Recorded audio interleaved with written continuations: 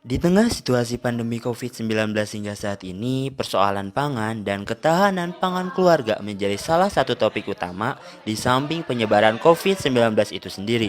Dalam menjawab persoalan tersebut, tentu sektor pertanian menjadi garda terdepan. Salah satu program yang mendukung ketahanan pangan keluarga yaitu program pengembangan konsumsi dan penganekaragaman dengan kegiatan perkarangan pangan lestari yaitu P2L. Kegiatan ini digagas oleh Badan Ketahanan Pangan dan Kementerian Pertanian sejak tahun 2010 dengan nama Kawasan Rumah Pangan Lestari atau KRPL.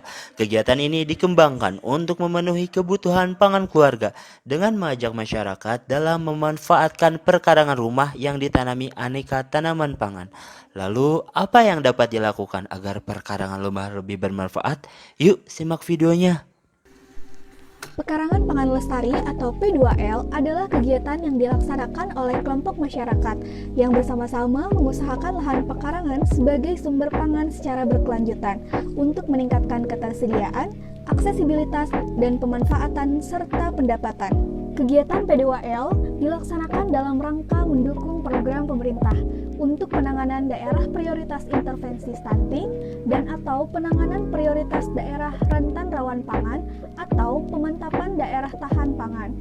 Kegiatan ini dilakukan melalui pemanfaatan lahan pekarangan, lahan tidur, dan lahan kosong yang tidak produktif sebagai penghasil pangan dalam memenuhi pangan dan gizi rumah tangga, serta berorientasi pasar untuk meningkatkan pendapatan rumah tangga.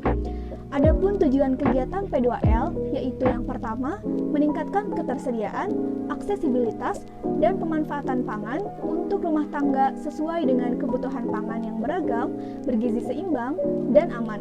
Yang kedua, meningkatkan pendapatan rumah tangga melalui penyediaan pangan yang berorientasi pasar. Kemudian, adapun manfaat P2L yaitu pemenuhan pangan dan gizi keluarga, peningkatan perekonomian atau pendapatan keluarga, serta meningkatkan partisipasi masyarakat dalam penanganan rawan pangan dan gizi. Saat acara perkenalan selanjutnya Bapak. Perkenalkan, nama saya Zulfi dari mahasiswa IPB yang sedang KKN di Sindang Laya. Sebelumnya dengan Bapak siapa?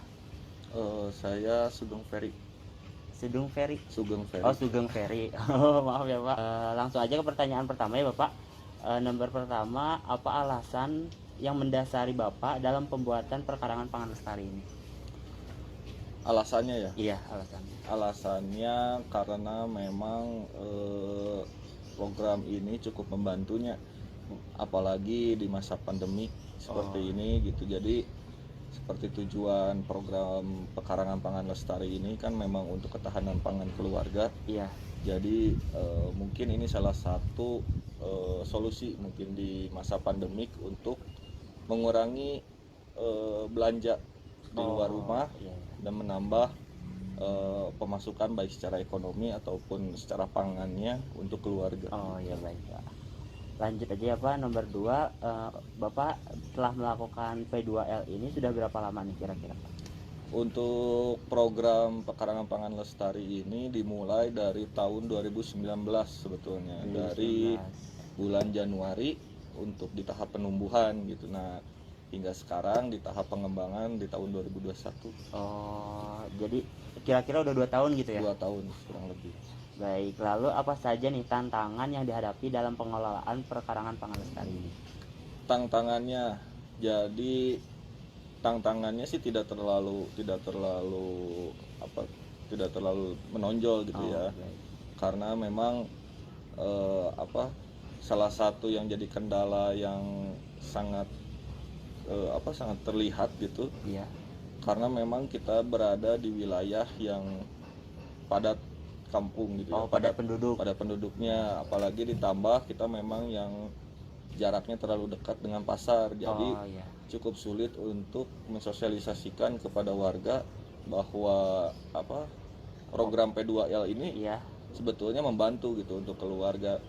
Jadi ya salah satu kendalanya pertama ya sosialisasi, terus pengertian kepada masyarakat, karena memang ada beberapa hal yang berpendapat bahwa untuk apa gitu memasang atau misalkan menggunakan program ini karena Ya. kita masih dekat ke pasar untuk belanja. Nah, Oh, pengertian-pengertian yang seperti itu yang jadi lebih praktis gitu ya. lebih sulit gitu pendekatannya Oh iya. kalau secara teknisnya gitu. Oh iya. Lalu tanaman atau komoditas apa saja yang ditanam selama mengusahakan lahan perkarangan sebagai sumber pangan? Kalau komoditas yang kita tekuni cukup lengkap ya, dari mulai sayuran daun, sayuran buahnya, tanaman buahnya, terus toganya juga ada, tanaman obat keluarga. Salah satu unggulannya tuh kita ada jahe yang kita sebarkan kepada masyarakat, terus ada cabai dan tomat gitu untuk tanaman semi buahnya ya, sayuran buahnya. Terus di tanaman daunnya ada kangkung, bayam gitu. Oh. Cukup banyak. Jadi memang tujuan kita sih yang memang hampir dalam kutip digunakan setiap hari yang kita fasilitasi untuk komoditasnya gitu. Oke baik Pak. Lalu sejauh ini nih, manfaat apa saja yang didapatkan selama pengelolaan P2L ini?